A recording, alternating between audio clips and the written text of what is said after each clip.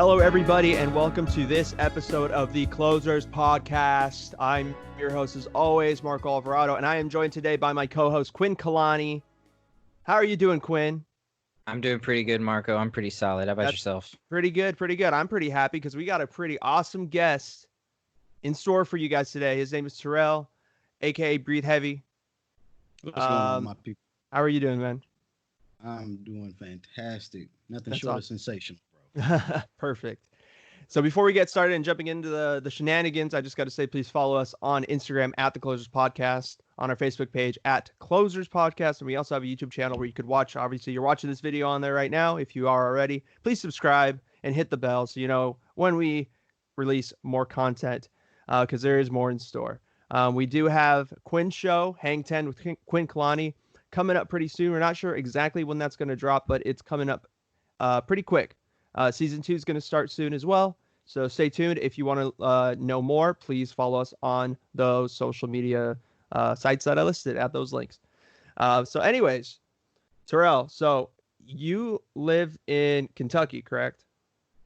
Not at the moment. Right now, I am in a little small town outside of Atlanta, Stockbridge. Got it. Yes, sir. But you and Quinn grew up together, correct?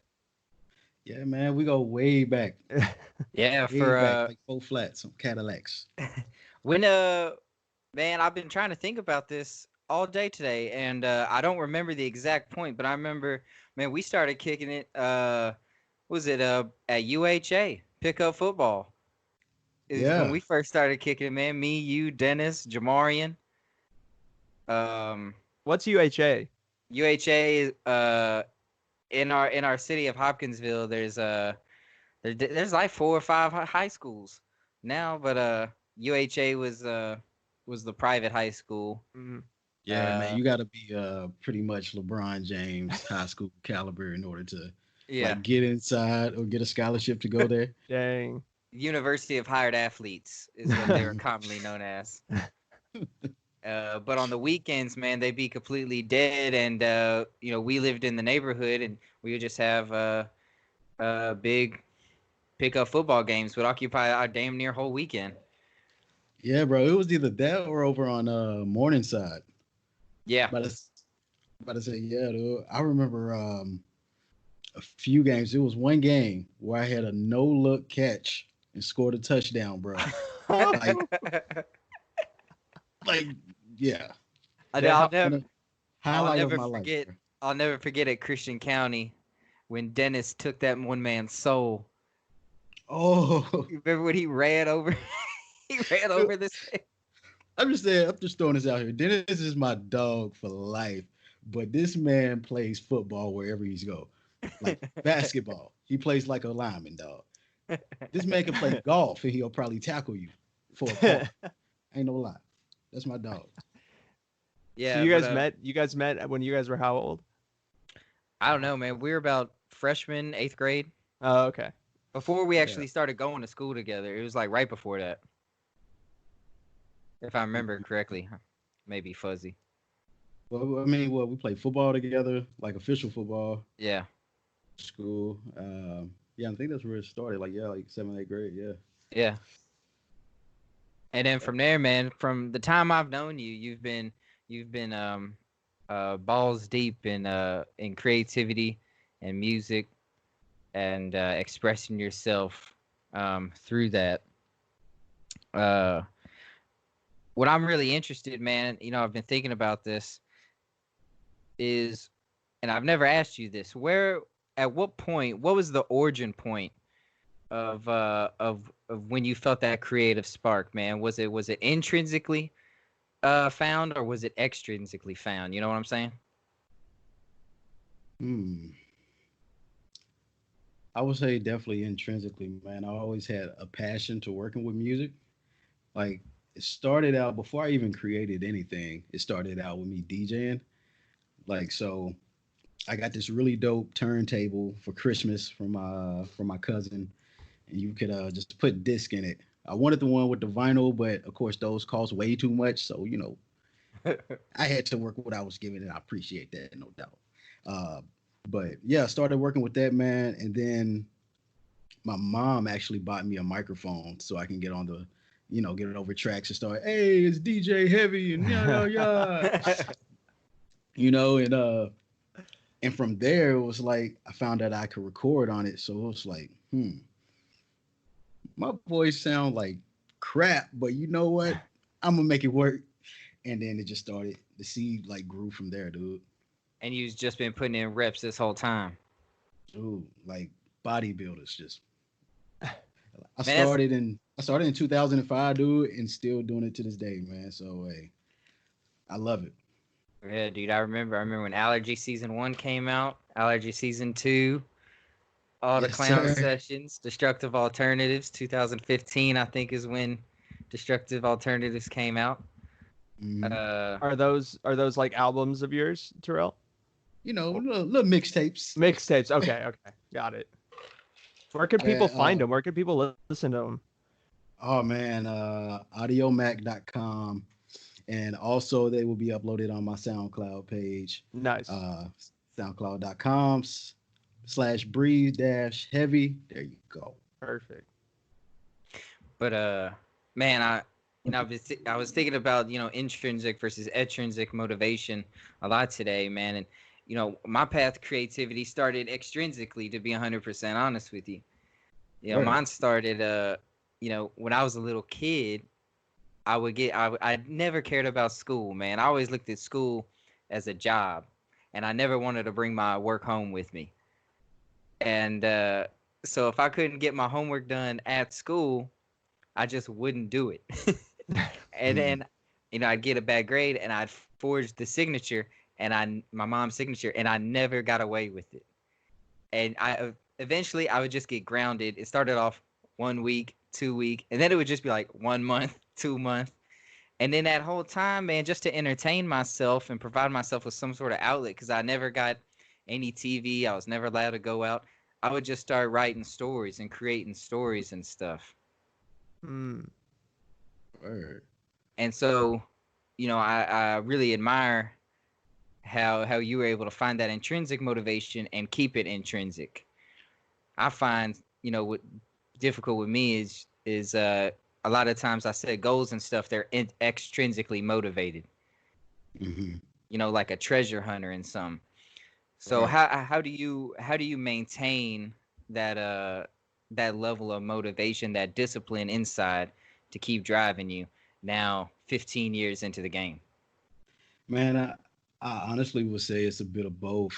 I get motivated just internally, just being just a passion of working with music, creating music, hearing different sounds, seeing how they all match together, or even if they don't.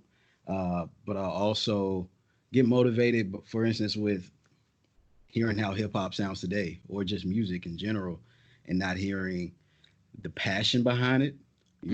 People are more so out here trying to do it for a check, which is understandable, but it drives you away from the root of what the music actually is supposed to be about, and that's emotion, expression. Facts.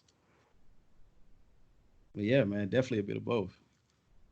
Yeah, man, it's interesting. You talk about sound. How would you describe your sound? And how would you say that Hoptown, the city we come from, has impacted and influenced your sound? Ah, Or man. Southern Kentucky for Southern Kentucky on the whole, man, Man, I would say this Hoptown is definitely influenced. We're influenced from a lot of sounds, man. A big part of it is Texas culture. Mm. We love Zero, Slim Thug, Paul Wall, all those guys. Some of it is Atlanta, of course. You don't really hear too much of East Coast up there, but there's still a few people.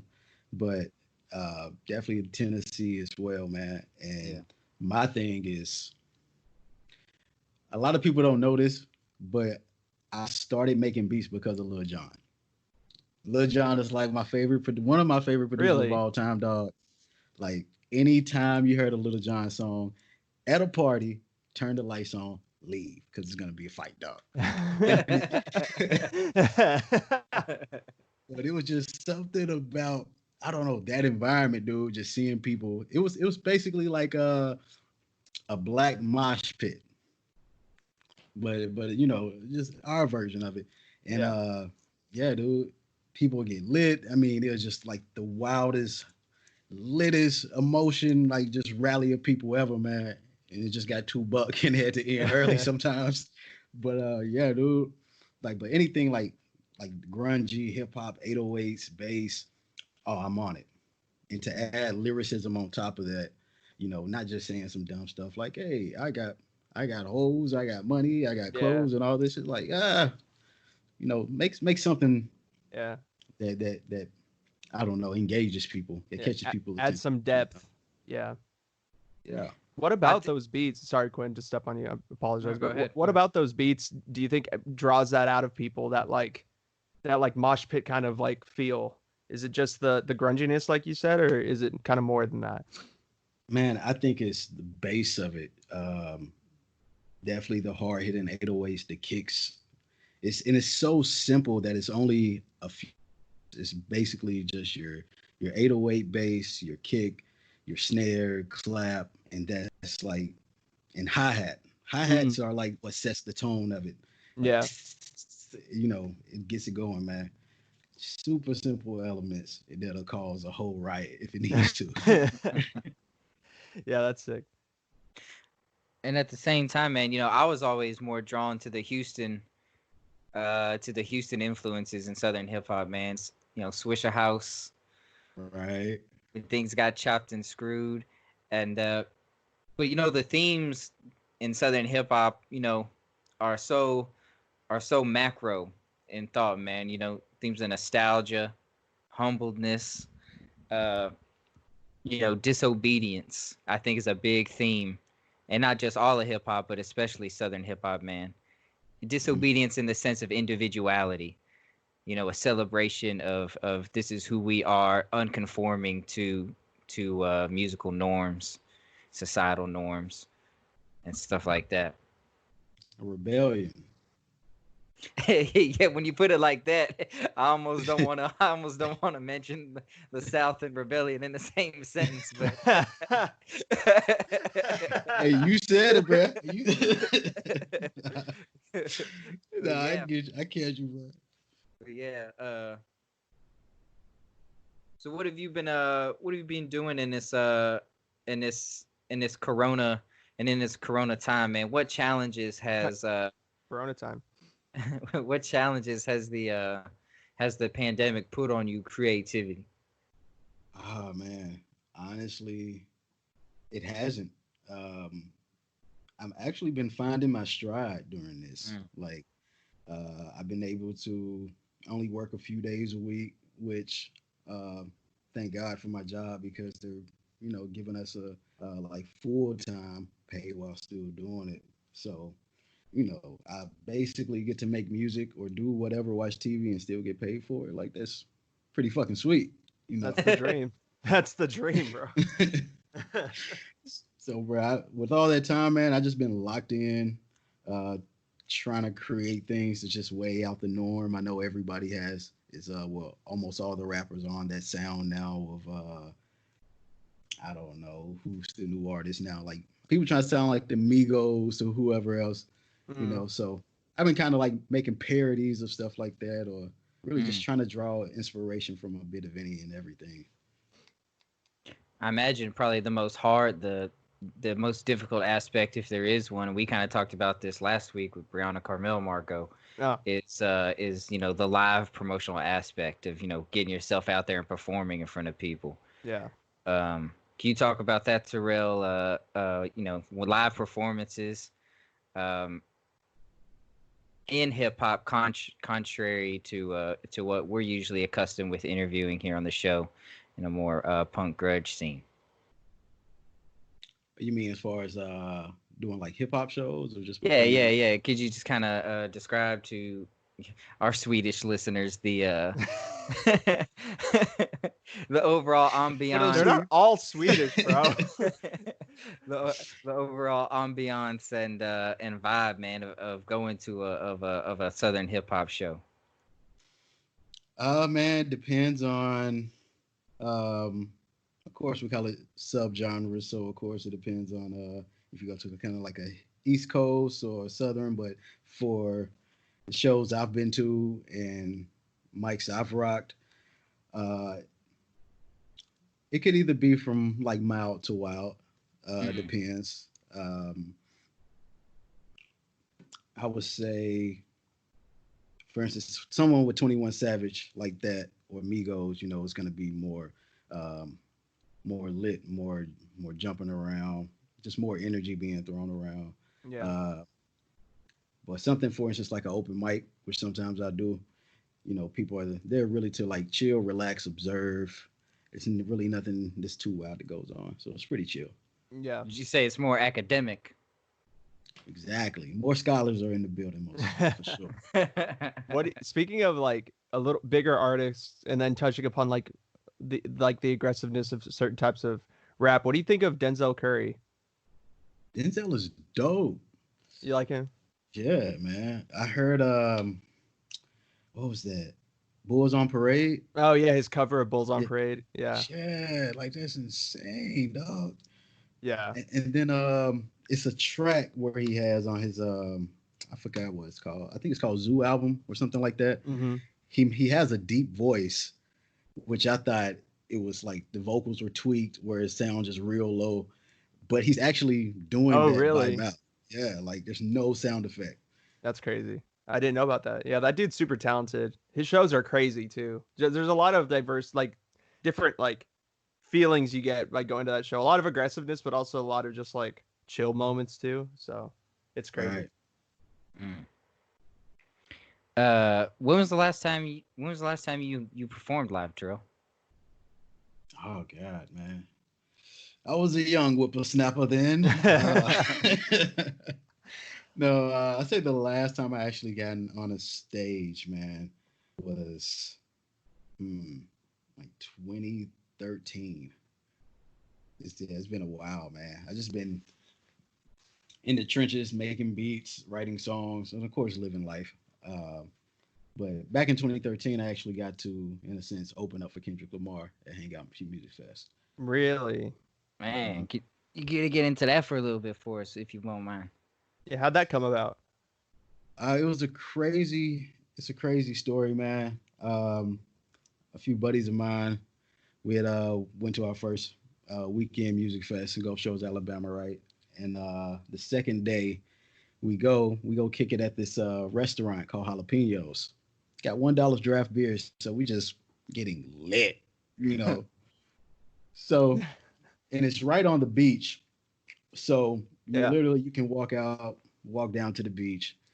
Whenever you do your thing there, go into the concert or the festival. And so half of my group wanted to go see the Roots. The other half wanted to see Kendrick, and they were playing at the same time. So I told my boy, I was like, yo, we got to go see Kendrick. Like, if I can give my music to anybody that's there, it's gonna be Sway from like Sway in the Morning. So my boy was like, yeah, dog, would be even crazy if you get on stage and give him your CD. So we bullshit and we're thinking like, it's real tipsy. And so it's time for us to go see Kendrick. So we make our way to the stage. We're maybe like one person behind the barricade. And Sway comes out. So Sway starts telling the crowd, sorry about that. Oh, you're So good. Sway start telling the crowd, like, yo, I'm gonna give a chance for somebody to come up here on stage and spit. So I just look at my homie like, my G, you for real? Like, all right. Like, hey, I feel like a Power Ranger, bro. Like, strap me up. Let's go. So Sway started picking people out the crowd. Every time he picks someone out the crowd, I have a backpack full of CDs. So I reach in my bag, throw a CD every time he calls somebody up. So at this point, 4 CDs probably gotten thrown, and two guys I never met was right behind me and was like, "Hey, let's pick them up." All right, they literally grabbed me by each leg, pick me up. I'm like a foot over the Dang. crowd, yo. So I'm still yelling, Sway, Sway, right here, mother, right here, baby. What's up? Oh no, you can cuss. You can say whatever you want. Oh, bet. So throwing the CDs, bro. Then they put me down or whatnot. You know what I'm saying? So I'm thinking it's over. The next thing you know, the security guard points at me and was like, "Hey, you, come here." Oh. I said, "Oh, nigga, oh shit, it's just over, baby. I'm about to get kicked out." So he calls me over there. I go up to him. He was like, "Hey, come here." And Sway, I look up to Sway. Sway's pointing down at me and was like, "Hey, yo, get him on stage." Bro, so at this point, I'm like so excited. I don't know what the hell to do. You know those in the movie where you see Jason chasing the white girl or something like that, Oh yeah. and she just falls because she's so damn nervous. She's got that look on her face after picking it up out the mud, like, oh shit. It's over, baby. He got me. So man, I'm trying to jump over the barricade, dude. Yeah. I'm so hype I can't do it. I just turned to those same dudes and said, "Throw me over." They picked me up. Whoop. Oh, they yeet you. They yeet. Security guard caught me, right? So at this point, I have a CD in my hand. I'm like, yo, bro, just make it to the stage. This is like a Skyrim mission or something like that. Just get up unscathed, bro. Just go. One step at a time, one side quest at a time. And I'm making my way up. I'm climbing up on these speakers. Bro, I tripped. Oh, bro. CD fell out of my hand and went in between the crack of these two speakers. Oh. I'm thinking, shit. All right, bro, just go. So I keep going, bro. Make it on stage.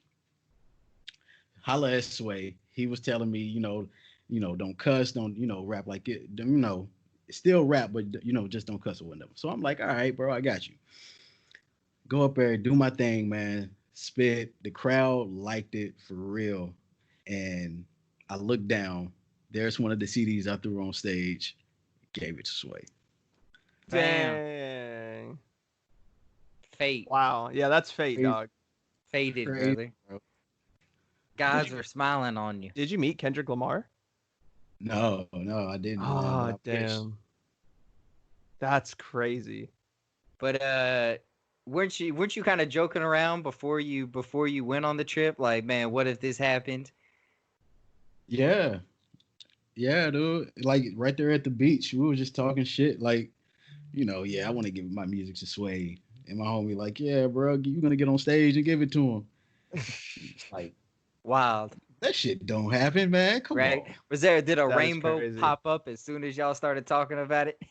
I think a rift in the time-space continuum opened up, bro. Like, isn't it crazy how how life goes that way sometimes? Where you're just like thinking, "Oh, wouldn't it be cool if this happens?" And then all of a sudden, it just does, and you're just like, just shook beyond belief. Because that's happened to me before. Life works out that way for people. It's weird, man.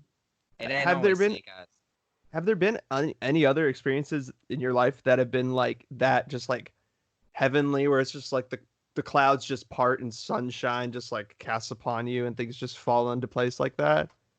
For either of you guys, I guess. Like, because those are rare times. It has actually happened to me. Oh man, a number of times, especially music. Like I met Gorilla Zoe at the Waffle House, and he had shout out my mixtape on Twitter. Yeah, when he was popping at the time. So I was like, oh, shit. That's crazy. Shout out to the Waffle House too, man. Yeah, I've yet to go to a Waffle House before. I've never been. Lived yet. I haven't lived yet. Yeah, I need to go. But I need to go to. You haven't lived. You haven't struggled yet. Waffle House is definitely for the struggle, bro. The struggle is real, man. When it's 4:30 in the morning at the Waffle House and the constable's asleep at the counter. Or if you just left the club or a party, bro. Yeah, Waffle House hits right. That's like out here in California, we do that, but we go to Denny's. We don't go to Waffle House. Like the Denny's, I guess, is kind of like hard. Denny's is the most racist place in America. I don't. Is it? I don't entertain Denny's. There's Man. a lot of those types of places because I don't entertain Denny's. That's like that's like telling me to go back to buying weed like a criminal. I ain't never doing that again. Right. What's so bad about Denny's? I don't understand. Man, there's never a good time at Denny's. One is I think it's the crew. At Denny's, you get just a flood of people who live on the road mainly, like truckers and stuff. At the Waffle House, you don't get that. You don't necessarily get that. Everyone who shows up at the Waffle House past midnight, there's a mutual understanding, a nonverbal contract that the day has taken its toll on you. And you're just there to eat some cheap waffles, some hash browns. I always get the hot chocolate. So what is your go-to for Denny's, Marco? My go-to for Denny's? Oh Yeah. boy. Well, I don't have a go-to really because I haven't honestly. I've only been to Denny's maybe like 4 times when it's been like really bad. But usually I just go with the chicken fried steak. I think chicken fried steak with like hash browns, an egg, and like coffee. Just keeping it simple, really simple. Right. What about you? What are you guys' go-to for Waffle House? Do you guys have go-tos? Because I've never been, so like I'm curious. Like, Yeah, I gotta go to. Yeah. What's your go-to? I just go 2 eggs, hash browns. Instead of the toast, I get the waffles. I get 2 waffles, and I get a hot chocolate and a glass of water with the whipped cream on it. wait, the water has whipped cream on it? No, the hot chocolate has whipped cream on it. That would be something that you would do too, Quinn. You would be like, I want whipped cream on this water, please. like the Like- man from Men in Black. Sugar, water. Yeah. Yeah. Let me get some sugar, water. Yeah. What about Bro, you, my Terrell? go-to is the All-Star Special, bro. Where you get the waffle, you get your choice of either bacon, ham, sausage, hash brown, or grits, but I don't really rock with the grits like that. I gotta get my hash brown thing going. What else you get? Piece of toast, and I think that's about it. And it's always white. It's always white toast, man. There ain't no wheat. Ain't no Oh, wheat toast there. Facts. Ain't no wheat toast. That's for pussies and Gentiles. You go white toast. Yeah, that's what I get the white toast all the time. Or a biscuit. If they offer biscuits. So when you got on stage with Sway, that was 2013, 2012. Yes, sir. Yeah. You were living in Lexington at the time, wasn't you? Yeah, I was going to UK at that time. Were you staying with Cedric, right? Yeah. Shout out to Sid, Cedric. man. Shout out for sure. But I mean, obviously, as you said, you're living in Atlanta now. So, man, what inspired that move?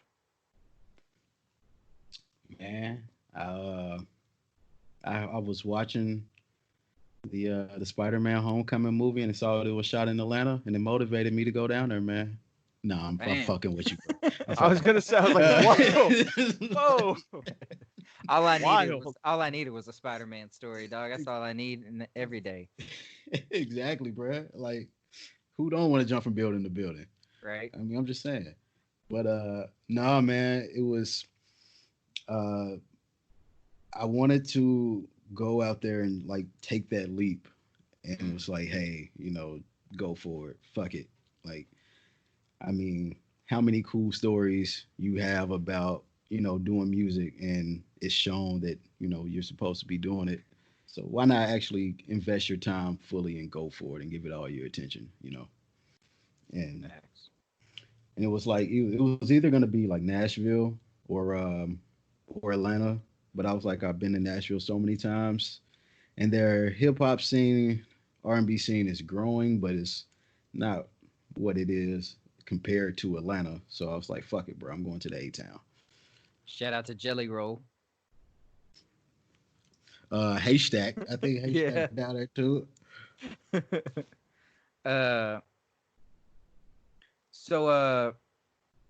Yeah, so I'm curious, man, we talked about the highs, man. What about the lows? How important are and Marco, you can get on this too. Uh-huh. Man, how important is just bombing? How important is the failures? The failures are everything, dude. They're everything in the best way possible, at least for me. What's your worst bomb, Marco? Is it when you try to cover 1 week by bare naked ladies and Shut the fuck up? I remember the never words? did that. I never did that.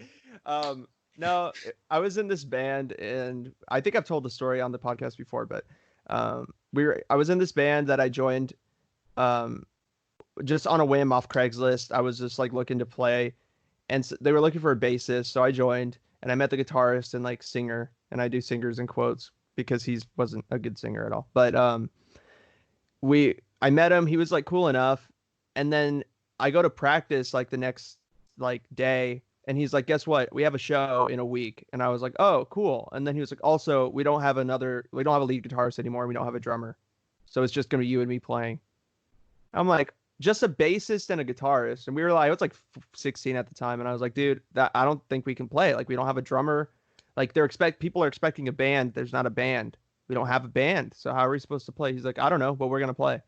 I was like, bro, this motherfucker. So like I had a dude, I had a friend at the time who we were in a previous band, and he played drums. So I asked him if he wanted to play with us, and he was like, "I'm down." So he came over, and us three like practiced for like a week straight trying to play these like songs. I like threw in an original, and like the original guy of the band, he had like a couple originals we played, and then we did like a Nirvana cover, and like we opened, and it was just like it was horrible. It was the worst. Like nobody was really there, but we were just not good. And then the second band came up and totally blew us out of the water. It was like they were so on point with everything. They were so good. And then I was so defeated. I just looked at my parents and I was like, "Can we just go?" So like we were walking out, and I was just fucking pissed. I was like, "I'm leaving this band. Like I'm not dealing with this bullshit. Like this is stupid." And then as we're walking out, this like old man comes up to me. He's like, "Hey, hold on." And I turn around, and he was like, "I saw you like studying this other band that's been playing. That's like obviously better than you guys. Like that's good. Like keep doing that. Don't stop.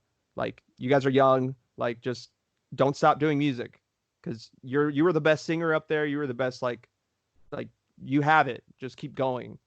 So after he like this random old white dude told me that, it like inspired me to just not stop, because I was pretty bent on just stopping, because I was going to go to San Francisco State the next year, and like I was gonna kind of preparing to just stop doing music and just focusing on my career. But that guy pushed me to keep going, and that's where I'm at today. So failure, sometimes isn't always bad, but that's my story. Hey, it's not a loss, it's a lesson. Exactly. Mm. Exactly. 2 steps back to take 1 step forward. Facts.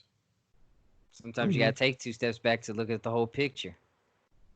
It's true. See, Definitely. Man, I have a story of. It's kind of weird. It's kind of like what Marco was saying. Like the sky opened up, and you know, plenty of bad bitches fell from the heavens and landed in my lap. But no, I wish that would happen. But it was funny that I had entered a contest in to win tickets to a Jay-Z concert, and I was working on some music, and it was like the playoffs was going on for the NBA. So Ernie Johnson came on and was like, "Hey, Jay-Z is doing a promotion for a title. You can win concert tickets for him in New York." So first off, I was like, I'm not gonna do that shit. And then next thing you know, I was like, all right, well, tried, went, entered in the contest, and about a week later, I was going into the gym, Trova Clinic. I don't know. I think you remember Trova Clinic, bro. Yeah. I remember. It's Trova. Trova. It's Trova if you're a Trova. Facts. And man, I kid you not. I go change, go sit down, about to do bench, and I get a notification on my phone that says, "Congratulations, you won tickets to go see Jay-Z." So I said, shit. "Okay, oh shit." And kid you not, man, I was calling all my homies. I was like, "Yo, you trying to go? I got 2 tickets." And spur of the moment, they couldn't make it. And then I thought, I was like, yo, my mom's birthday is in May, and it was like on May like first or second or something like that of the event. Um, so I was like, yo, Ma, you trying to go see Jay-Z? She was like, yeah. I was like, all right, bet. So we go to New York, man. I still got a backpack. This is when I just got done with recording DA, Mm. and got a backpack full of CDs again. So we go to the concert Saturday. It's on a Saturday and Sunday. So we go Saturday. We head out the city. Um, I wasn't able to pass around the CDs like I wanted to that night. So for some reason, I don't know, my dumb ass just got frustrated and was like, all right, you know what? This thing isn't for me. Got down on myself, blah, blah, blah. We're a few hours outside of New York. So I just said, all right, fuck it. Threw all my CDs away. Right? Threw all of them away. Mm-hmm. Man, that's like Spider-Man throwing the costume in the garbage, man. I know, yeah. Bruh, I was All on these Spider-Man 2 the other day, bruh. That's I'm Spider-Man, no more. Dang. And so, man, I was just chopping it up with moms and whatnot. She was, giving me that energy pack of like, nah, don't give up, don't quit. And so went, picked out all the CDs, wiped them off, whatnot. We actually went back to New York. We went to New Jersey, stayed in a hotel there, went over to New York on Sunday. That same night, it was weird as fuck too. This is like the weird part, bro. So we go to the same place where it's happened, the concert is at. Mm-hmm. We go behind the building. Security is light as fuck. Like we just walk behind there, dude. Like it's like, all right, that's cool. So some woman comes up. She's trying to parallel park. Uh, I help her park, and she hops out, and she saw the CDs in my hand, and she was like, "Oh, you an artist?" I was like, "Yeah." She was like, "Here, give me one of your CDs. I work at one of the radio stations here." And I'm like, all right, cool. Here you go. She goes inside, and literally right across the street where she goes inside is in this course that's into the same building where the concert is. And I see Freeway talking to one of the security guards back there. So I just walk up, dude, introduce myself, even hand the security guard a CD and Freeway a CD. So I'm like, okay, I'm 2 for 2, baby. Let's go. Then I'm just waiting back there. And the concert is over with. They put up a small little barricade in front of the exit door. Then out comes Just Blaze, super producer. Boom, give him a CD. Here comes Jay-Z's sound engineer, Young Guru. Boom, gave him a CD. Jay Electronica comes out. Had to get a picture with the homie. Gave him a CD. Then but I didn't get to give Jay-Z and Beyonce. And I'm just gonna say Beyonce is fine as hell, y'all. I mean, in person, oh my goodness. Like It's insane. Jay-Z, you got one, bro. You got one. But yeah, man. But was able to, give my music out to these people who are so close to, this huge figure in hip hop, and something that I adore. And was and that was one of the moments where I was like, be resilient, stay consistent, don't give up. Some things don't get too far into your head. I tend to overthink and get down upon myself, but it's like, you know what, bro, man, fuck that. Don't do it for them. Do it for yourself. Yeah. It's and bring you joy, then cultivate that and keep going. It's almost like a defense mechanism almost when our brain, it's like it's trying to protect us from embarrassment or the possibility of embarrassment, It's like, man, go ahead and throw the suit in the garbage can, save yourself the risk. You know what I'm saying? Yeah. Like there's tons of times when I know like I'll have to pitch like a short film, or I've had to pitch a short film, and I'll have one idea, and that thought just comes across in my head like, man, ain't no one gonna give a shit about this. Where you kidding yourself? You know what I'm saying?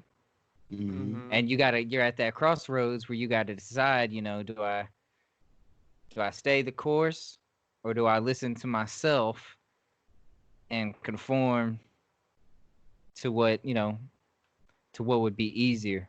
Yeah. The road less difficult. That's the thing too. It's like you have to tell yourself like, yes, there is a strong possibility that like in your case like people won't like my screenplay or people won't care about it or like people won't like the song that I'll put out or people won't like the feeling I'm trying to give off with my music or won't, you know. That's a possibility, but to not care about that if that does happen, like Yeah. accepting the fact that okay, this is a possibility, but I'm still going to do it because there are other possibilities that could happen. That's only one. No So risk without reward. exactly. Right. Terrell, I'm curious. Do you find that the hip hop community is more accessible for more accessible for newcomers to make their own way, to find a way in, Oh contrary man, to maybe other genres? absolutely. Um, I think it's a good and bad thing with it.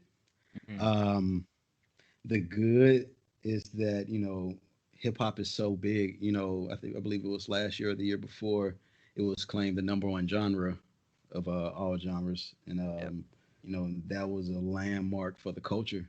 And it's cool because like recording equipment isn't it's fairly reasonable, price wise. So it doesn't take much for you to download a program, and for those to even pirate a program. uh, I mean, I've done it before, bro, but Yeah, Back me to the too. live wire days. facts.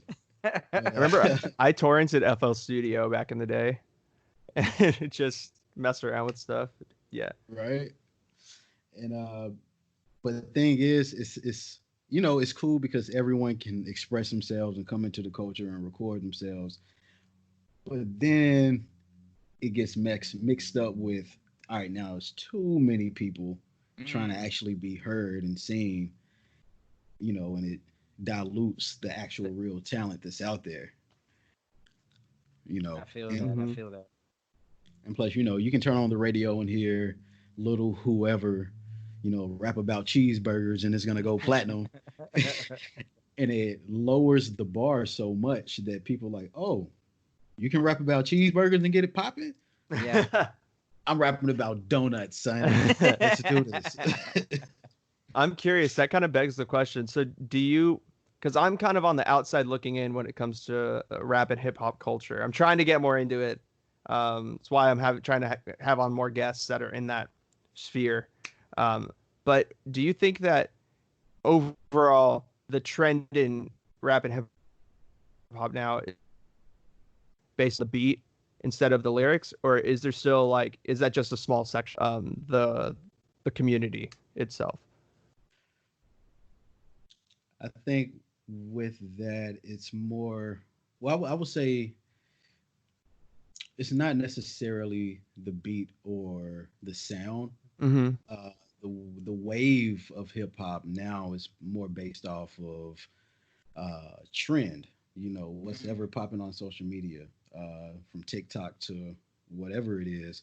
Um, but I mean, the sound right now was, of course, it's that trappish sound, heavy bass, which those are things I love. But when every artist comes out sounding like that, it's like, okay, you know, who's different? So, Mm-hmm. it's easy for us to poke out like, oh, J. Cole is this and Kendrick is that, Yeah. which Right. they are monsters at the craft of what they do. But if you rewind it, let's say 20 years ago, or you just take it to the 90s, you had J, M, Fabulous, Jadakiss, the Locks. It was so many spitters and so many people who are good at their craft. That it took them a while to form their craft in order to be good, in order to get Mm. out there. Like I honestly feel like I got a theory, dude, that the Mm. internet, the internet is the reason for, I would say, the downfall, or I would say the degrading of quality of hip hop. or just music in general. Oh.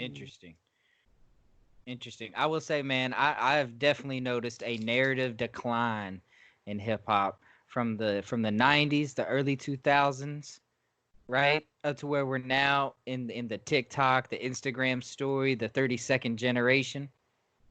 Man, Hmm. there's a clear narrative decline, man. Illmatic, Stillmatic tells a story across 13, 14 tracks. You know what I'm saying? Yeah. Right.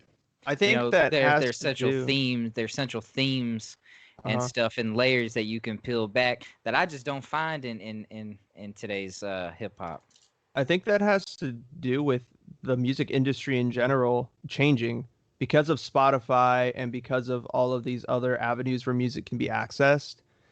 It it rewards artists who put out more music more frequently. So artists aren't going to take the time to do, at least up and coming artists aren't going to take the time to do like concept albums and like these really deep in-depth things when they don't even have a following yet.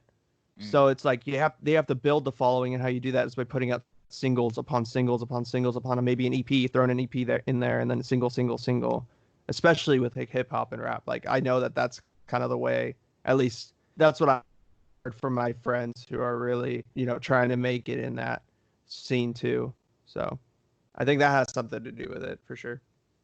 Oh, most definitely, man. I feel like making a quality out, making an album. I'm not gonna say a quality album, just making a full body of work. It's like a lost art.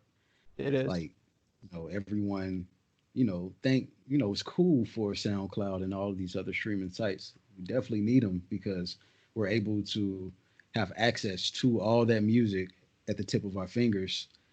But like I say, it gets watered down with, Mm-hmm. little so and so. Yeah, I just started rapping 2 weeks ago, and here's my flow, and yeah, it's like, no, bro, you're not ready yet. Yeah.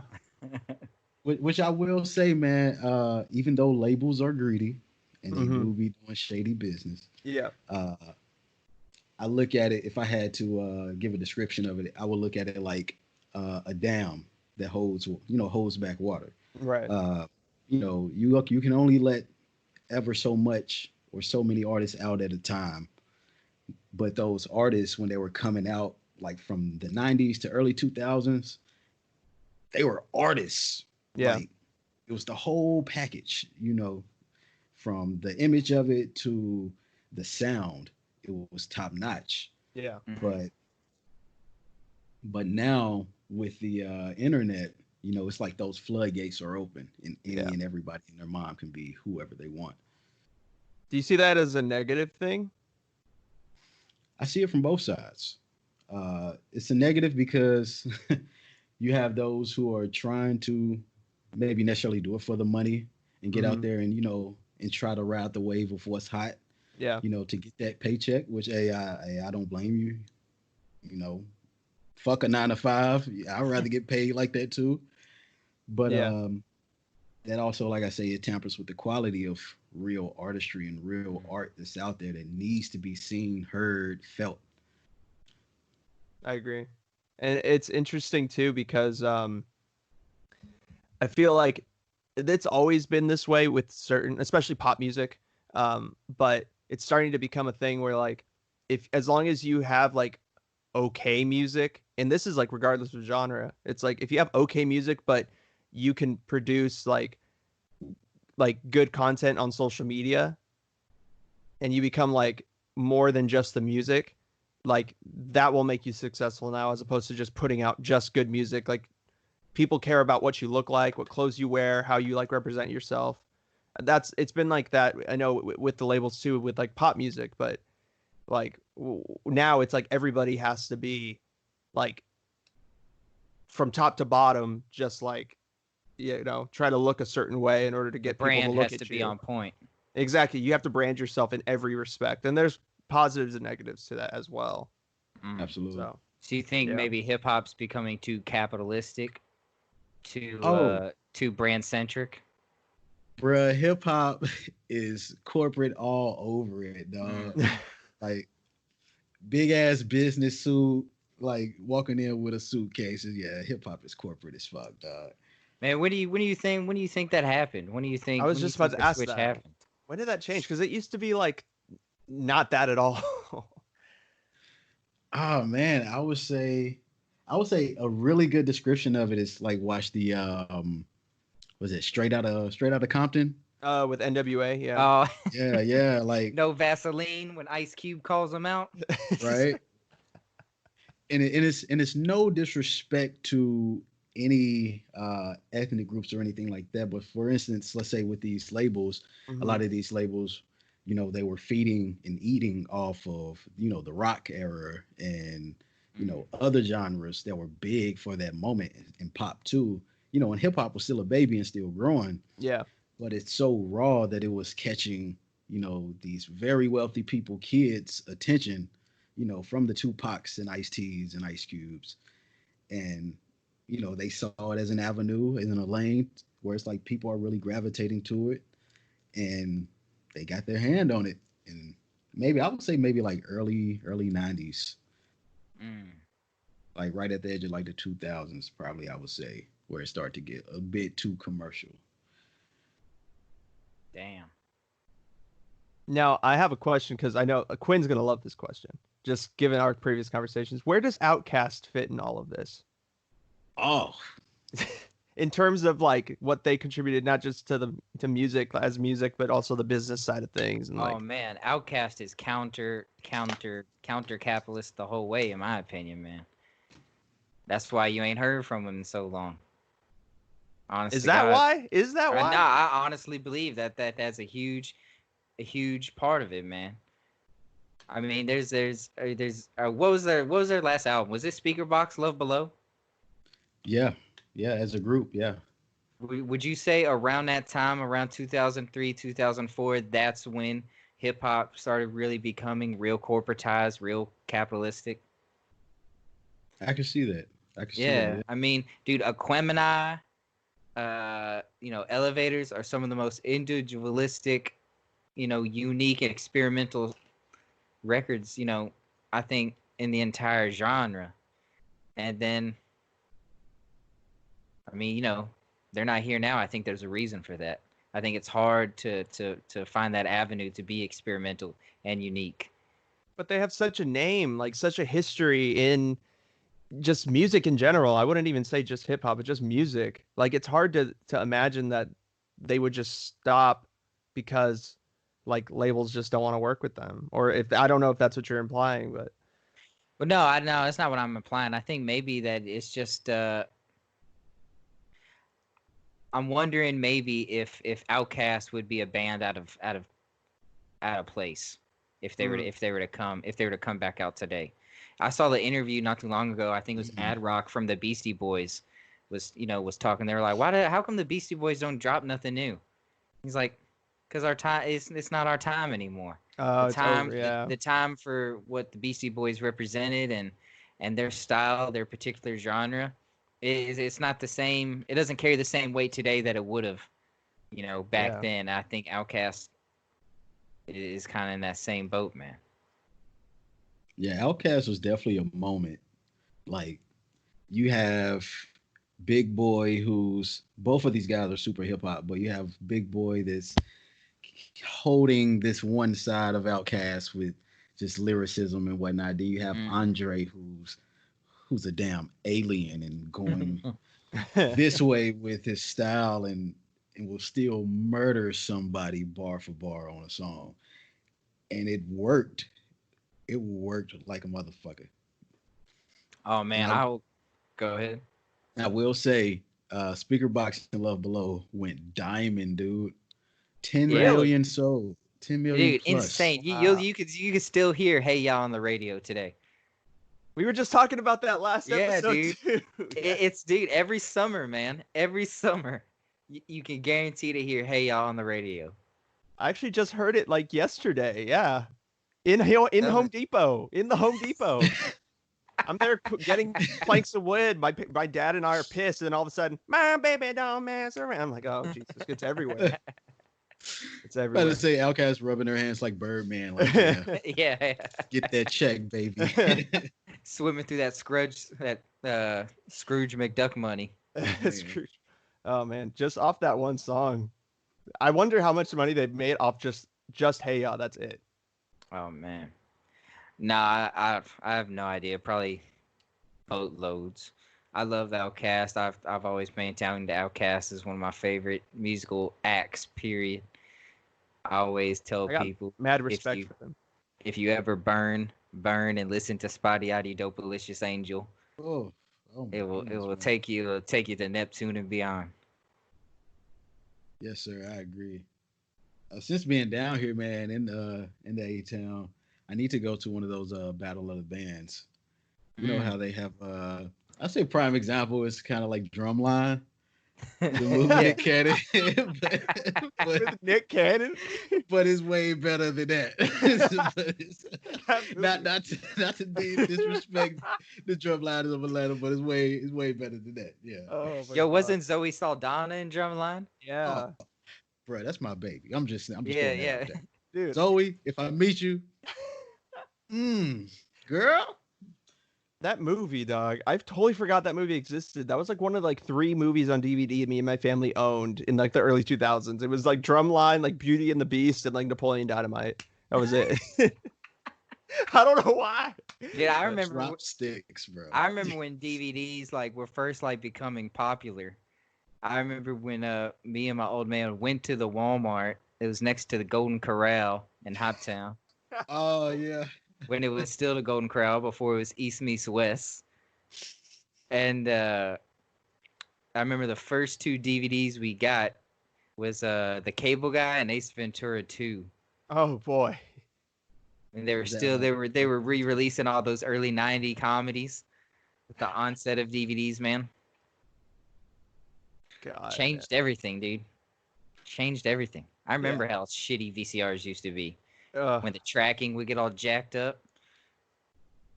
I bet you don't remember Kroger's having a movie rental place inside of it. I No. heard- I don't remember No. it, but I heard about that. Dude, No, this is man. like way back in the day, dog. Like go get your groceries and stop by and rent a movie, dog. And it looked like a mini blockbuster. It was so cool, man. Yo, man, I miss movie rental places. I miss places like Blockbuster. Man, there's something unique about having limited options. Yeah. Because it forces you to discover something new. You know, kind of we were talking about, there's so many cooks in the kitchen now with music and with film and television for that matter, is that there's a dilution of talent and quality. Mm-hmm. And what's unfortunate is that a lot of that talent and quality, some of it slips through the cracks and it never gets seen. True. So let me ask you this, Quinn. What's your take on Hollywood and remakes? Because you seem like you see a lot more remakes than original material now, at least from how I see it. It's a good question. I like that question. It depends, man. It depends. I'm not against a reboot or a remake. I mean, there are certain movies that are untouchable. Like there were talks of a remake of Back to the Future. Can't do that. That's No. untouchable. Can't touch Back to the Future. No. But I think there's always room for different stories to have different interpretations. Those and the creative talent involved. The writer, the director, the cinematographer, the cast themselves. Their interpretation of a story may be completely different. For example, like The Shining. The Shining, the book is completely exists in a different realm than Stanley Kubrick's film starring Jack Nicholson. Yeah. And then upon that, there's another remake of a television anthology about The Shining that's completely different from on top of that. So it depends with you. It depends, man. I think there's an audience. The thing about remakes is if it's a chance to expand the audience, I'm not opposed to it. I mean, we've had a gazillion Spider-Mans. Yeah. True. You know what I'm saying? Yeah. I think it's really interesting because I think there's something to remakes and then there's something to expanding upon certain stories that you never would have thought would have been expanded upon back in like the 80s and the 90s. Kind of like with Terminator and with like I don't know. There's a ton of movies that are coming out. Like what are they called? Bad Bad Boys, or like what's the one with like Will Bad Boys Smith? for Life. Yeah, Bad Oh, Boys Bad for Boys? Life. Hey Yeah. man, Bad Boys is the shit. Bad Boys 1 and 2. Ooh, yes, sir. I haven't seen the I new one. I haven't seen Bad Boys for Life, but if it's anything like the first two, then it's gangster. Then it's gangster. It's just interesting. I don't know. I do think it's different from music though, because film is so collaborative. Mhm. You can't do it on your own. Yeah. With music, it's such an individualistic expression. You can't have, MC8 or freaking Kendrick Lamar remake, All Eyes on Me. Right. Mhm. Or you can't even have someone remake T.I.'s Paper Trail. Those are so those are so individualistic in their expressiveness I agree. that I don't think it lends itself across different medias. But Yeah, you can't. I mean, yeah, you can't really remake music, but it is interesting. I would argue that even people who say that they do things on their own really never do it like completely on their own. Like with my EP, yeah, I mix it and I basically mastered it on my own too, but like basically, like I had somebody like listen to it, help me tweak certain things, my dad. And then even if you expand it all the way back, it's like, where did I learn how to play guitar? My dad taught me really basic stuff, or like my uncle bought me a guitar one time, or like my mom helped put some money down to like give me my amplifier, things like that. Or it's like I couldn't really do it on my own. In certain respects, like the sounds maybe I created on my own, but it's like I don't know. I look at it differently than some people personally. Do you see it that way too, Terrell, or are you of a different mindset? I feel like everything's come from some sort of collaboration. You know, I mean, even getting an idea, just taking motivation or inspiration from something, you're taking that idea that moved you Mm-hmm. and growing a whole another seed from that. Yeah. So you just put out a new song, right? Or a couple of songs recently. Am I correct? Yeah, yeah. Yeah. Can you talk about those tracks real quick? I was just listening to them before we got on. Yeah. The latest one that I just put out is Clown Section 9, like Mike. Um, it just came from my idea. I was just up late. I was actually trying to work on a serious song and try to get in my emotion and find something, but it was like, it's not coming, bruh. It's not coming. So usually what I do for inspiration, like, or at least to try to build the momentum and Mm-hmm. get my juggernaut on, I just try to make like a parody song. Try to find whether it's whatever that's popping on the radio now, or it could be a Hall and Oates song, Michael Jackson, or something. I'll just take that song and flip the lyrics to it, and try to make it funny as hell. And so I heard this beat, and it was just when I had my headphones on, dude. And whenever I had them on, I had them on. I guess I had them on too loud. So when I played the beat, like it just slapped me across the face with bass, and I was like, "Oh shit!" Like, what is this? Yeah. So, dog, I was just doing to it. I was vibing with it, just bouncing with it, and I was like, for some reason, I think I was watching the Last Dance documentary, Michael Jordan. Oh. And like that sprouted, and I was like, I want to be like Mike. And I was gonna get like kind of serious with it, and was like, oh, okay, I'm gonna come with like just some bars and be crazy. And then it was like, nah. And then I thought about Michael Jordan. I thought about Michael Jackson. And I was like, Mike Tyson. I was like, wait a minute, it's a lot of famous Mikes. So let me I'm gonna play around with this. And got idea of Michael Phelps, Michael Vick, Mike Michael Bibby. Myers, Michael Keaton. Like, bro, oh my God, dude.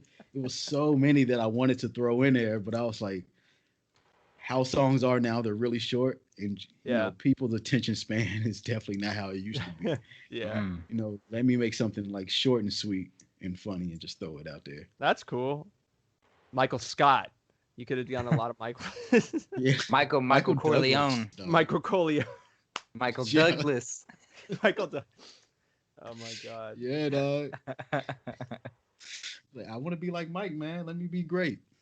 Have y'all Speaking- seen that? Go ahead. What? No, I was no, gonna no, say, no. have y'all seen that Go. video of Mike Tyson recently hitting No. the pads at 53? No. That man has not lost a step, bro. Yo, he that is was he is a horrifying, man. dog.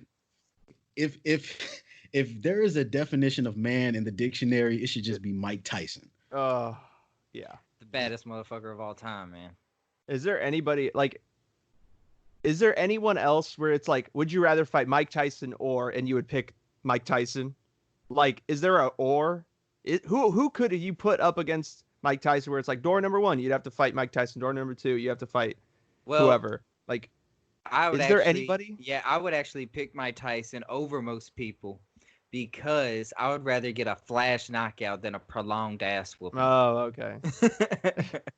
I think with Mike Tyson, man, I don't think there's anybody. I think you have to start dipping into the realms of mystic creatures like Bigfoot Yeah. or Loch Ness monster. The chupacabra. Like, Just like, Yeah, It's bro. crazy, man. Dude, he's a short dude.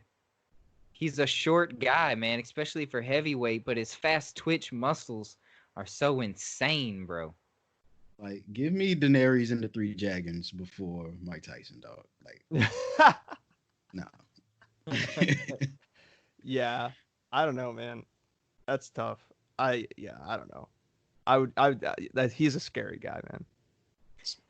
But he's actually like one of the coolest dudes I've seen. Like, he has a podcast and Yeah, hotboxing yeah. Mike Tyson. Yeah. Does he? I Oh, didn't Oh know man, that. it's I'll have to great. check It's that a, out. it, That's dude, awesome. it's great. It's a great podcast. I have to check it out. That's Honest to God, it's great, man. He's super honest on it. He'll get real emotional. It's amazing. That's awesome. dude, he's done ayahuasca. Has he? Oh, Yes. dude, you know, of course he has, dude. If there's one, if I have a prediction that the aliens are slowly invading Earth with this coronavirus and this murder hornet thing.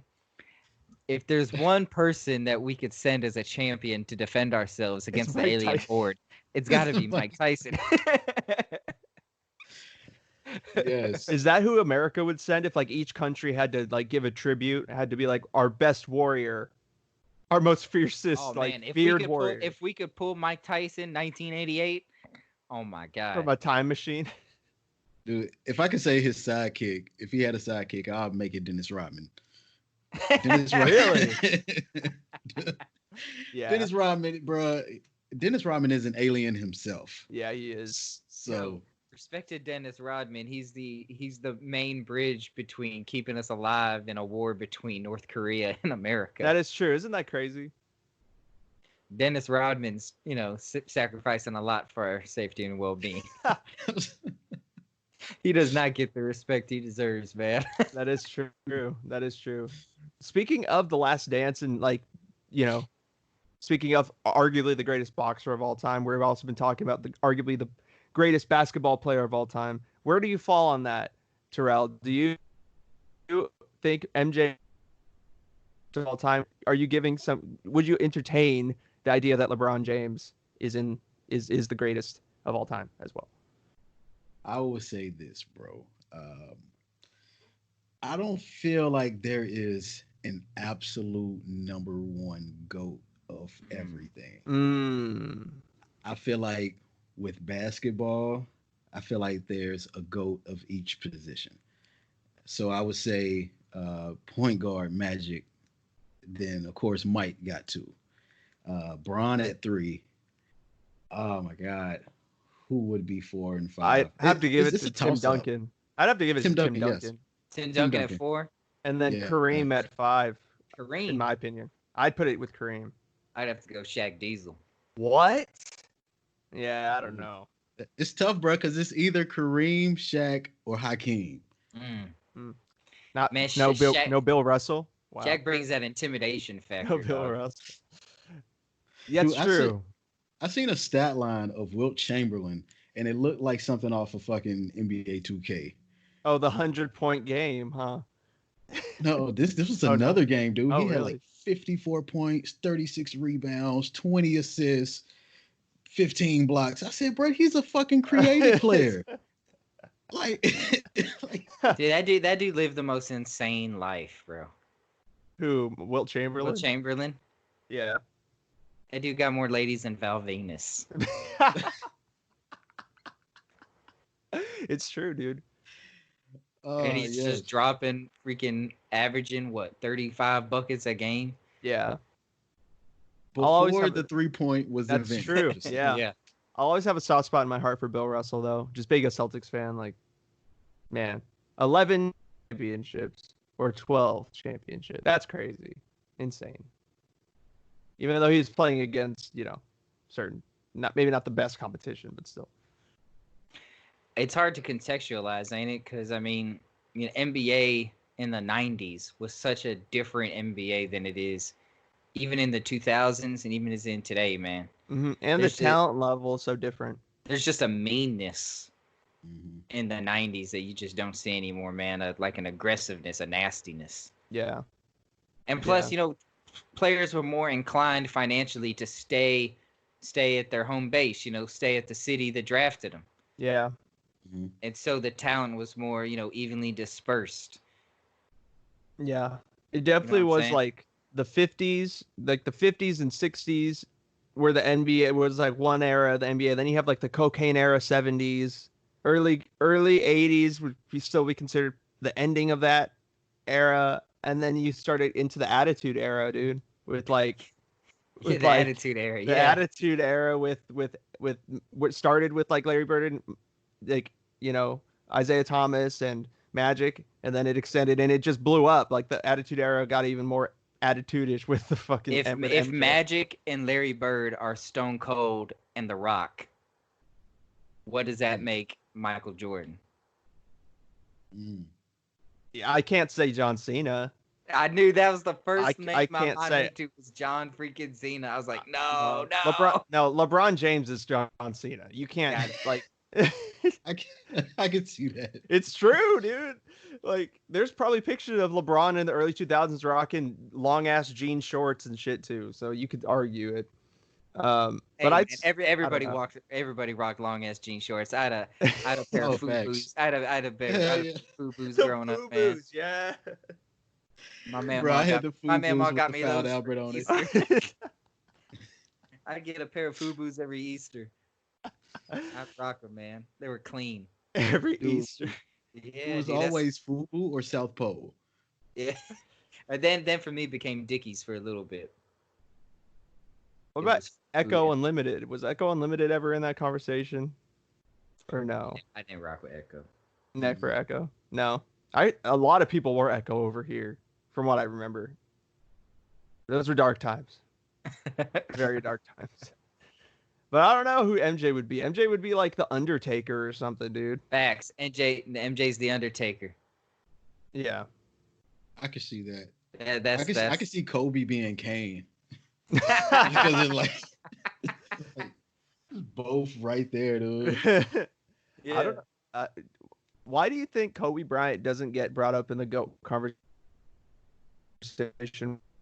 But do you think LeBron just like took that place because of just the millennial generation or like the Gen Z generation becoming older? Or I'm curious as to why that happened. Like what the theory is behind Do you think maybe Kobe is because Kobe's style was more shooter based? Like he was so reflective of MJ that LeBron is just, I don't know. Maybe. That's a good question. He won 5 championships, right? Kobe won 5, right? Yeah, he won 5, but he was only one Finals MVP. And how many MVPs overall did he get? Like 3? One? I think he just got I one. would say Steve Nash stole one of them. Ooh. Yes. Wow. I would say it. It was In the D'Antoni days? You got to look up the stats for both of those guys. I think Nash averaged like 18 points, maybe 6 rebounds, and double digits assists. But Kobe was averaging like 36 points, like 7 rebounds, 6 assists, and it was like, bruh, come on. Man, you know who the real GOAT of the NBA is, and that's Adam Morrison. This man got got championships, and never saw a minute of play. I was about to say, who was Adam? He outsmarted everybody, bro. Dude, Adam Morrison coming out of the draft Out of Gonzaga with that what he was- nasty mustache. Yeah, with the nasty mustache, dude. The Great White Hope, dude. Everybody was like, I can't believe he went from the Bobcats and slyly got on the Lakers and just was there. One of my personal goats is Sasha Vujacic, dude. That guy, the punching bag, Sasha Vujacic. Man, he hit the free throws that sealed him the ship that one year. Yeah, that's true. Man, but unfortunately for the world, Quinn is now a Sacramento Kings fan, admittedly. Yeah.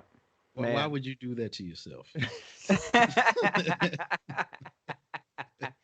Man, well, we kind of briefly talked about it on the phone, man. Like, Kobe Bryant's passing was the first real celebrity death that affected me in a real deep way, man. Like, I grew up watching Kobe, you know. I just turned 8 in 2000. And I mean, in that time, when you're about 8 to 12 and you're first starting to get into basketball, man, that's when, your heroes start to emerge. Kobe Bryant was my hero, man. You know, Michael was on the tail end of his career. I think he was already rocking a 4.5. Yeah. I mean, you know, there was just nothing like, and especially when it was Kobe and Shaq, there's nothing like that, man. I mean, Especially at the time, yeah. I maintain that Kobe and Shaq are the greatest duo in NBA history. You know, I'm not saying the Lakers are the greatest team in that period, but as far as duo, Kobe and Shaq, man, I think Kobe and Shaq could, in the game of NBA jams, if you had Kobe and Shaq, you couldn't be touched. Yeah. You can't be straight touched. Straight up. What team are you a fan of, Terrell? Do you have a favorite team in the NBA? Oh God, bro. I'm very, very embarrassed to say it. Oh My God. I mean, if you could take a guess of the trashiest. I mean, you're in Atlanta, so I'm assuming the Hawks, maybe? Oh, you're close to Atlanta. No. Actually, the Hawks is better than this team. All right, so I will say I went to this team because of my boy Melo. Oh, no. I'm so sorry, bro. Like, you don't have to be sorry. You could just smack me on the face, bro. Man. I can't even do that. I already feel too bad, man. Yeah, you don't have to be sorry. No team hates their fan base more than the New York Knicks. Dude, and the fans are so delusional, bro, that we feel like we can get any and everybody to come to us. Dude, still. That's funny because I'm a Raiders fan, and there was a long period of time in which we were the New York Knicks of the NFL, arguably still are, and the fans are just as delusional. We're like, bro, it's our year, bro. It's our year. All the Cholo dudes out in California. It's our year. It's our year. No, it's not. What do you mean? It's never like, goddamn. So I feel your pain. My guy, this year, we're turning it around. I know. Yeah. That when we got Randy Moss, we're going to turn it around. Just what we've been waiting for. He never plays for us. He's just like, dude, fuck Oakland. I want to get Randy leaves and it's just, that's the game. Yeah, exactly. But yeah, the Knicks, man. Fuck. Dude, I remember when we drafted KP, and that same night, dude, I remember like literally a few seconds later, I got on Instagram and I seen this video. I don't know who the guy was, but he was like, New York, what the fuck is this? Who's this dinkus pinkus kind of fella? I'm like, dude. That's so sad that you guys got rid of him. Dude, we traded him away for a bag of chips. Not even Flaming Hots. Like, it was some off-brand Ruffle type shit, bro. Like, we didn't get anything in return, bro.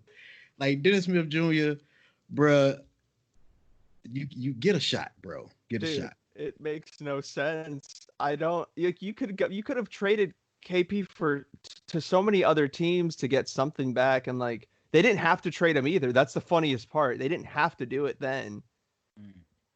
Man. And then Phil Jackson, dude. Oh man. Phil is hands down the greatest coach in NBA basketball. I'd argue just the worst president. He is the worst president of all time. Dude, he didn't care. He didn't care at all. He was just he straight took that for the cash and then bounced, man. It was so obvious. And which is really insulting because he's in no way strapped for it. That's true. And he won his first two championships or first couple championships with the Knicks in the early 70s. Yeah.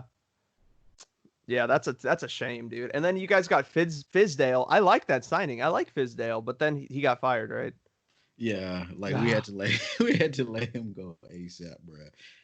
Let him go ASAP, Rocky, man. It was bad. It was tough, dude, because going before the season even started, we're thinking like, hey, we could possibly land KD, Kyrie. Oh yeah. Because we had so much cap space, and these guys turn around and sign 10 power forwards, and it's like, dude, like what the fuck? It really feels like the Knicks are like being controlled in 2K by like your 8-year-old like cousin who just doesn't know anything. It's like, I want the biggest guys, so they're all like 6'10". He looks tall. Yeah, they're all 6'10". Yeah, he's tall. I like his hair. Yeah, it's like don't even have to force the trade. Just like, yeah, we'll give it to you. I know, yeah. I like Joakim Noah. I remember him. He used to be good with the Bulls. Okay, yeah. Even though he's not on the team anymore. Right. Yeah. Oh, let's get Taj Gibson. Taj Gibson. Yeah, he's about good. He sounds like a New York Knick. But they always. Oh no, go ahead. I was just gonna say I do like RJ Barrett though. Oh yeah, RJ is our Luke Skywalker, bro. Our only hope. He is our only hope right now, and I would say Mitchell Robinson. He's a beast too. Yeah. But Filthy everybody Frank else too. gotta go. Filthy Frank. You don't like Filthy Frank? Frankie, man. All right. So I had a 3-year. Well, I'm thinking he only been on the team for 3 years. Yeah. But I had like at least a solid 2-year hatred of Frank Ntilikina, bro. Really? Why? Like, dude, for one, we could have drafted Dennis Smith Jr. that same year that we got him. That's true. But we went ahead and got Frankie. Yeah. But I will say, dude, it just took him so long to develop into something. Yeah. And now defensively, he's a beast. He's good defensively. Yeah, he is. But his offensive game, ooh, boy, I tell you what, I can do better. Dude, it's crazy. It's crazy how KD and Kyrie chose the other New York team. Dude, that's the JVZ effect, man. That's the hip hop branding we was talking about earlier, bro. It's true. It's the brand. That's another dude who like really took on that corporate type of like mentality and brought it into hip hop in the early 2000s. I would say Jay-Z kind of innovated it, to be honest with you. Mm-hmm. Rock Nation. I'd say he's like, I can't say he followed the trend. I'd say he set it. Yeah. To be honest with you. Would you agree, Terrell? I definitely agree with that. Jay-Z is the dude is a mastermind when it comes to business in hip hop. I mean, just business in general, but definitely when it comes to hip hop, like the dude is insane. And his work ethic is crazy too. I mean, I can respect anybody who can just go into the booth and just spit a flawless 16 off the top of their head and it goes onto a song. Like, right. The dude, I think it was the Blueprint. I'm pretty sure it was the Blueprint, but he recorded that in a week. That's crazy. Man, real quick, what's your favorite Hova song? I'm gonna throw one at you. My favorite, Hola Ovito. I can respect it. Slabs, I love it. Man, I feel like it'll probably be something off of American Gangster. Okay. I'll say Party Life is definitely one of my favorite Jay-Z songs of all time, dog. Like the sample in that is beautiful. Soulful. I just remember the first Jay-Z song I ever listened to, and you could probably have guessed it's the fucking remix one they did with Linkin Park. I knew he was about to say Encore. that for some reason, man. Encore, dude. That shit was sick. That shit still is sick. It's so good. Dude, that was probably, is that the most successful hip hop rock crossover? with the exception of maybe Run DMC, Aerosmith, Walk This Uh, Way. uh, Hmm. okay, Aerosmith, in my opinion, was horrible on that track. Run DMC is like Run carries the DMC entire. makes that jam. They carry the entire song. But yeah, I'd say it's the most successful, at least from what I can remember. There's not too many that are successful. There's a lot that are just like trash. So, um, I wouldn't consider it like rock crossover, but like I know Andre 3000 did a collaboration with Gorillaz and one other artist in like Yep, I remember that. 2012. That song is crazy. That song is insane. I need to find this song. What is that? I think it's like Feel Yourself or like Find Yourself or like something like that. Let me see. I can't remember what it was called, but I remember when it first came out, I got a text from Matt Shelton telling me I need to listen to that shit ASAP. Andre, man, Do go Your ahead. Thing. Do Your Thing. It's called Do Your Thing. Do your thing. Say I'm writing that. Yeah, Do Your Thing. It's James Murphy, Andre 3000, and Gorillaz. And it was off one of Gorillaz' B-sides albums called The Fall that they released like a year after Plastic Beach. Mm. No one listened to it, but that song is so good. It's so good. Who would you Crazy. say is an underrated? I would say we could say hip hop artist who you feel they need more appreciation. Man, from my heart, I'll roll with from day one. Andre Nicotina is my guy. He should be listened to across the country. Tears of a Clown. Andre Nicotina, is he Frank's brother or something? No, you goof. You know who Andre Nicotina is, man. Andre McDre in the Bay. Yeah. My homeboy Chevy. Yeah. Okay. Andre Nicotina out of the Bay, Oakland, is one of my all-time favorite rappers. I don't feel like he gets enough play, man, but Andre Nicotina is the shit. Y'all should check him out if y'all don't know. Who you got, Marco? I'd probably have to. Yeah, I mean, I'd have to go with Mac Dre, just because it's local. I mean, that's just NorCal, dude. That's NorCal straight up. But to give some local guys some shout outs, I definitely got to go with my guys, K Hella, out of Oak Grove, California. He lives like 10 minutes away from me. And then my dude, Ostie. Both those guys, they're always grinding. And K Hella just put out a new album called Focus, and it's a trip, dude. It's crazy. So those guys are, not on the level of Mac Dre, like at least popularity wise, they're not on the level of Mac Dre, but really quality stuff. I'm not really too much into hip hop, but they're the guys that are really pushing me to like explore it more, and Quinn too. So definitely gotta. Sure. I hope to see their name in like big lights someday, dude, because they deserve it for sure. What about you? Man, I feel like Big Crit Mm.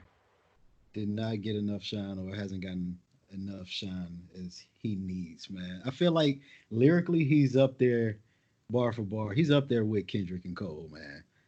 But his style is more southern based, but I feel like he definitely needs a platform where we can see more of him. Yeah, man, I'd Big say. Crit. Interesting. Would you say Southern hip hop is somewhat overshadowed by the Titans of that were established in the early 2000s who quite haven't let go of the limelight yet? Nah, man. Like Southern hip hop is actually the wave. Like Mm. like everything is drawn from, like, to be honest, bro, like Atlanta itself, the music scene of Atlanta has been holding down hip hop for a while now. Yeah, I hear Like, Atlanta being referenced a lot when it comes to hip hop, or at least that's popular now. Yeah.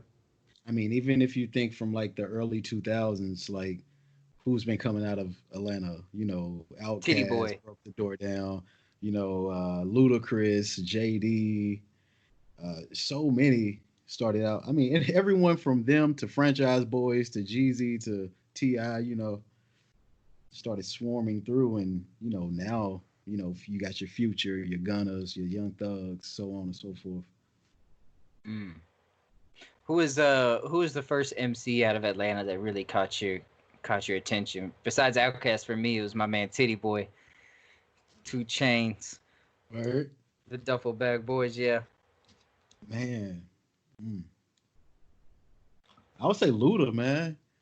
I was hard on Luda, bro. Like Luda was my dude, man. Back when he had the braids, incognito. Remember, yo, his music videos, bruh.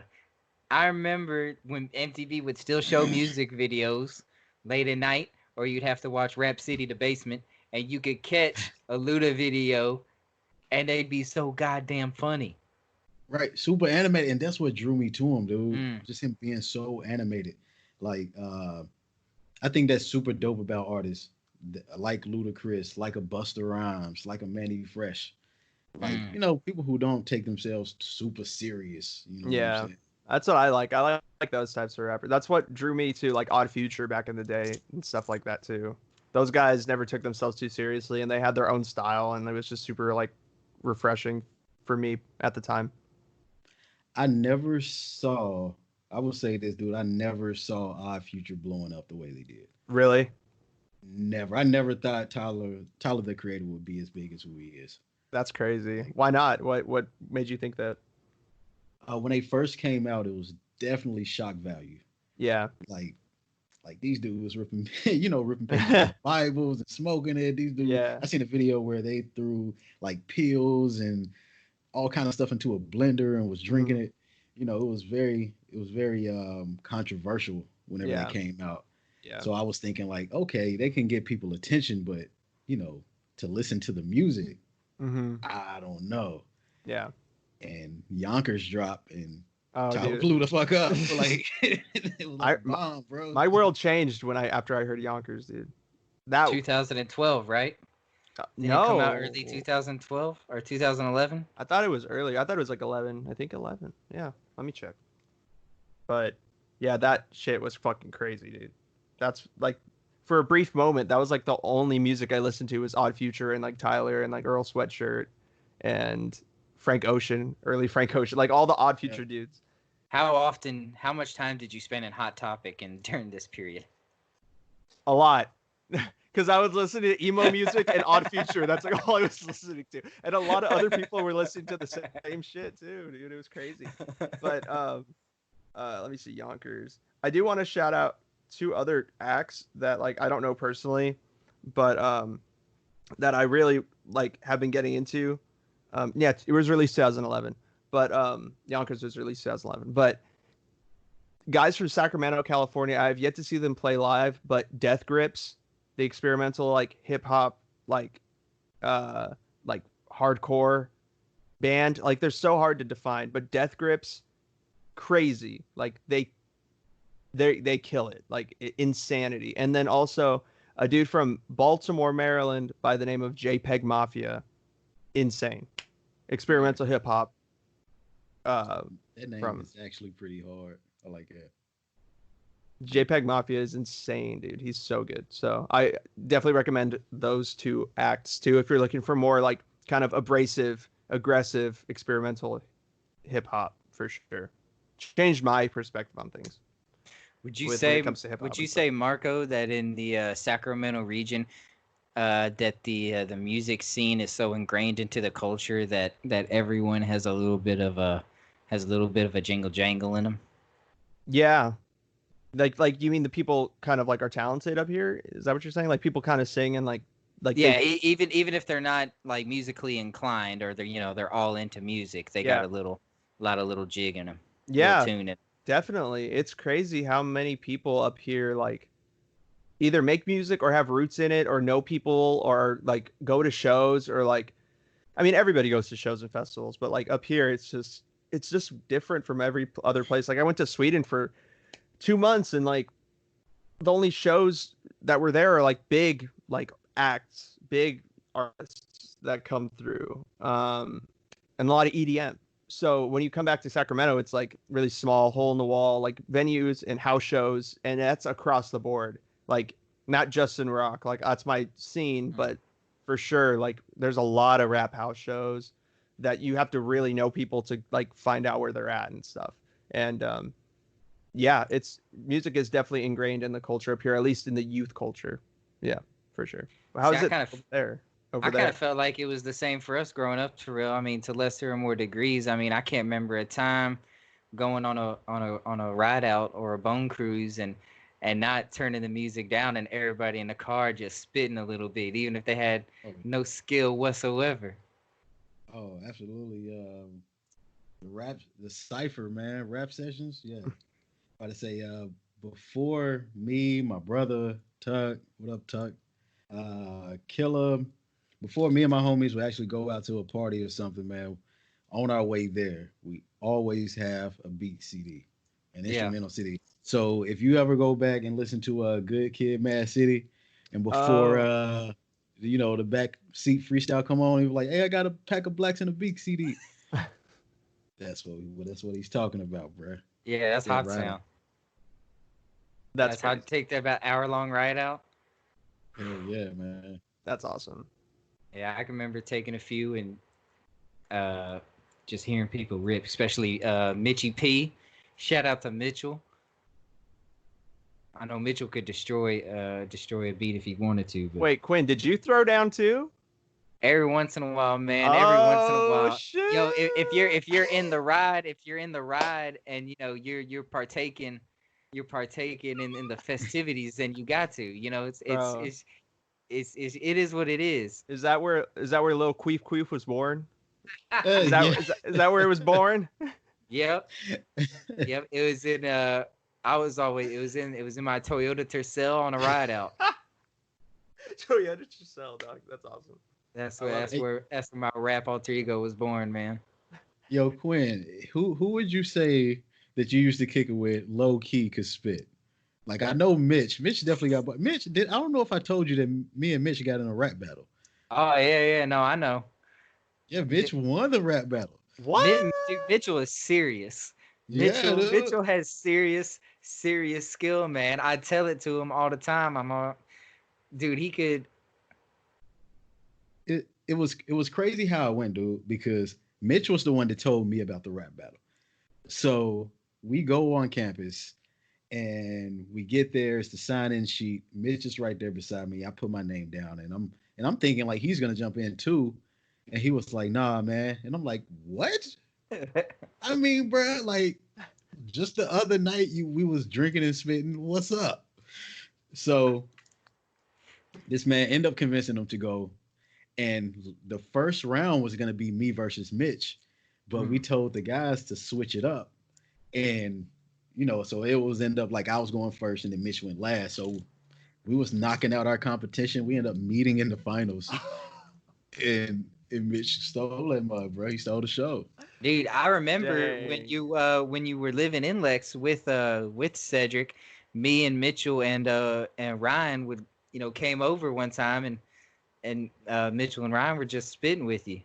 Mitchell's Yeah. always had, man, he's always had a talent for it, man. He's a hip hop head. Knows his shit too. Oh, for Knows sure, knows man. his history, man. I say one thing I do kind of regret is that during that time that we didn't get to collab with each other more Right? because I mean I saw his potential, man, and he still has it, Oh you yeah. know. But the dude is nice, man. Yeah, for I'd sure. say yeah, Mitchell could always rip. But Mitchell would always he'd either go first or he'd go last. He was never in the middle. Uh, Dang. Matt Sheldon could drop some. Ross G was all right. I always shout out Ross G. Uh, I and don't then know if I mean, maybe we got to get Mitchell on the podcast to do a freestyle, a battle with Terrell here, a rematch of the championship. I don't know. I don't Or know is about all he that. gone? Let's say I'm retired from the battle rap Uh, scene. well, I don't But I know, mean, man. there's degrees to it. The beautiful thing about it is that there were no expectations held on anybody. It was just like, we're all doing this, just jump in, even Mm, if Oh you ain't yeah, got nothing to say. That was often my case. I I feel like I it could was. string 2 or 4 bars, but that's about it. I feel like just the whole moment itself was incredibly insane. Just to have two homies from Hoptown, you Yeah. know, in Lex on the stage on campus, like that's ill, man. Southern Kentucky, man, they sleep on us, but I mean, we got you. Mitchell's, wearing a 4-5 right now, but he may come back. Nappy Roots. Right. Can't ever forget Nappy Roots, man. The BG. Dude, actually Kentucky is getting a little bit of shine, man. Jack Harlow. Of course, Bryson Tiller. He barely drops anything, but I mean, still, what up to Brian, dog? Drop something, bro. Come on now. Yeah, man. I'm real proud to consider myself, a Hoptonian, a hopper. Yep. Sure. Yeah, that's cool. Yeah, Bryson Tiller got pretty big for a while. He still is pretty big. Yeah. Pretty crazy stuff. Well, it looks like we're about at the time. We're like way over the time, but I don't care. This has been really fun. We got to do it again sometime soon. Before we go, I've been meaning to do this every episode, and I always forget because me and Quinn did it on ours, and then we just totally forgot. So we're going to recommend each of us is going to recommend something, whether it's a item of like that you eat, a clothing item, like a movie that you've watched that you really like, an album to check out, anything that you want. Just recommend people something so that way they can like maybe go and explore it during the quarantine. Would you like to go first, Terrell? Let me ponder on that. Okay. For a little bit. You go first, Marco. You go ahead. Me? Okay. So I'm sticking with the beer theme since I plugged Pabst Blue Ribbon last time. I'll plug this beer. Hold on. It's a American staple, but for all my Swedish listeners out there, if you could get your hands on a bottle of 805, I definitely recommend 805. Great beer, great price, great times. So yeah, I'm really trying for those beer sponsorships. That'd be fucking awesome. So that's why 805. If you can find it, drink it, love it. 805, give us a call, baby. I know, yeah. I know, Pabst 805 Blue Moon, please, somebody. I'll plug two things. I'll plug a drink too. If you're ever needing a cheap bottle to occupy your Friday, Saturday, maybe even a Tuesday night, and maybe you're by yourself, maybe you're with a lovely lady or a lovely fella, maybe you're at a house party. The drink for you is Mad Dog 2020. I knew you were gonna say that shit, bro. Around the hood, you may call it the Mad Dog Twinkie Twink. Oh my god, dog! It is the perfect drink at the most perfect, reasonable price. You will have the time of your life. And the great thing about this drink, everybody, is that it doesn't taste like alcohol. It tastes like juice. And that's a blessing and a curse. But if you watch your P's, if you watch your P's, and most importantly, you listen to your Q, then you're gonna have a good time regardless. Mag Dog 2020, and to complement the Mag Dog Twinkie Twink, if you're in a legal state, I highly recommend you go to the store and you buy a pack of Lowell Farms pre-rolled joints. That's exactly where you want to be. You don't show up to a house party without one. You don't show up to anyone's house without bearing gifts. Bear the right ones. Lowell Farms, Mag Dog Twinkie Twink. Well, I am I am not in a legal state, but I would like to shout out my weed man for giving me some glorious Bubble Diesel. Bubble Diesel? Yeah, Bubble Diesel. And it has made me create the song like Mike. Nice. Or at least it assisted in it. And also drink more water. And if you ain't got nothing to listen to, then listen to my man Terrell Tucker Breathe Heavy Big Ham KY. Yes. At SoundCloud, at Instagram, at Big Ham KY. Yes, sir. Yes, sir. Yeah, at Big Ham KY is the Instagram, correct? Yep, the Instagram and the SoundCloud is Breathe-Heavy. Sweet. All right, man. Well, thank you for coming on. This has been really fun. We definitely got to do it again soon, because yeah, this has been a really good time. I think everybody can say, I can speak for everybody when I say we've enjoyed this quite often, quite a bit. So, Quinn, is there anything else you got to say? Not much, man. I appreciate you, Terrell, for doing this, brother. Hey, I appreciate you guys for having me on. Oh, of It's course. been a super dope experience, and hey, I'm definitely down to come back again anytime. Of course. We might have to do like a Last Dance recap or something, because that's kind of a hot topic right now. So that'll be fun. But we'll figure it out, and we'll get back at you guys next week. I'm not sure who the guest is. I think it might just be me and Quinn next week. We might just hold it down, do a classic variety pod, kind of like this. Yeah, we'll talk to you guys then. Thank you again, and take care.